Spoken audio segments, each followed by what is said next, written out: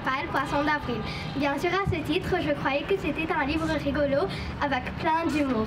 C'est pour ça qu'il fallait que je lise le résumé avant de l'emprunter. Avril est une orpheline qui s'est fait jeter à la poubelle le moment de sa naissance par sa propre mère. Depuis sa naissance, Avril se sent seule et perdue. Elle cherche sa famille. Aujourd'hui, c'est son anniversaire. Elle décide de visiter chaque orphelinage et personne dont elle vivait avec. Dans sa première habitation, son père était poilu comme un ours et elle ressemblait à un petit porcinet car elle était petite, rose et mince. Je vous conseille de lire ce livre car il est émouvant et c'est un ténor d'émotion. À la fin, Avril a pu trouver son identité.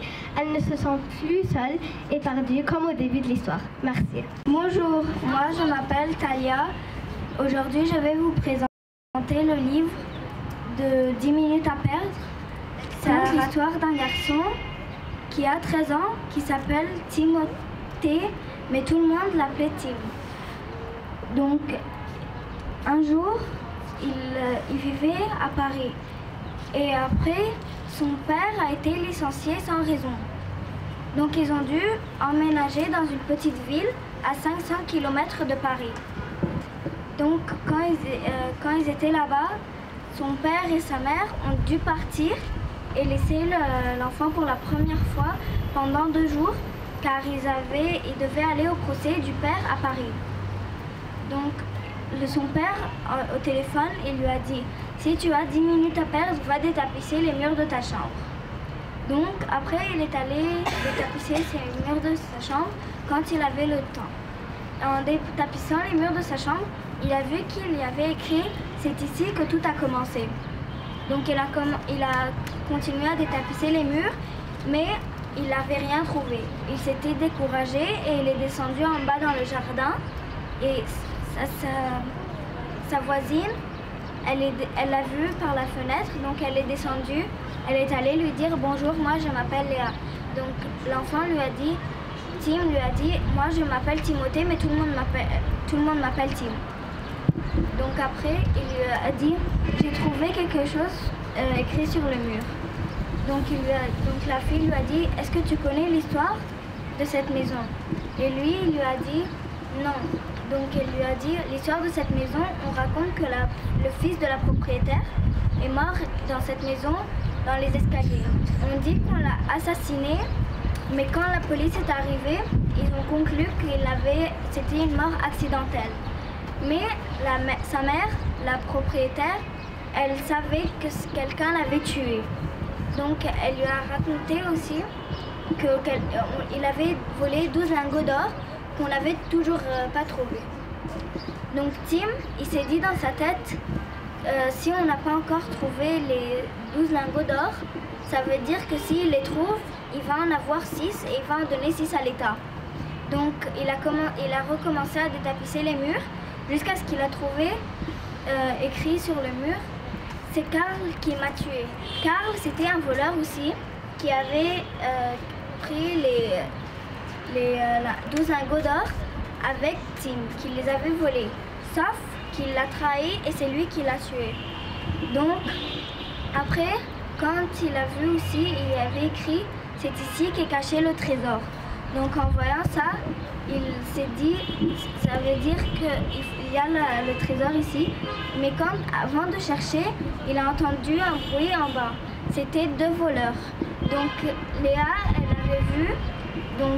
elle avait vu Tim lui faire un signe. Donc elle et sa mère, ils l'ont appelé la police, ils sont arrivés, ils ont trouvé les 12 lingots d'or et Tim avait trouvé la clé. Donc quand il lui avait donné la clé, il l'avait donnée à la police mais ils n'avaient rien pris. Parce que ça, c'était la clé du coffre-fort de la banque. J'ai terminé. Bonjour, je m'appelle Kenza. Le livre que je vais présenter s'appelle SOS Ange Gardien. Au début, il y avait une famille de 2 personnes, l'enfant et la maman. Kevin était un enfant en 4e, mais cette famille avait des problèmes. Est-ce que les problèmes ont rapport avec le titre? On va voir. Kevin n'était pas fort à l'école. Sa maman travaillait à Paris. Elle partait tous les matins bonne heure et revenait tard. Un jour, elle a perdu son travail. Alors elle était triste, mais Kevin avait un ange gardien qui l'aidait.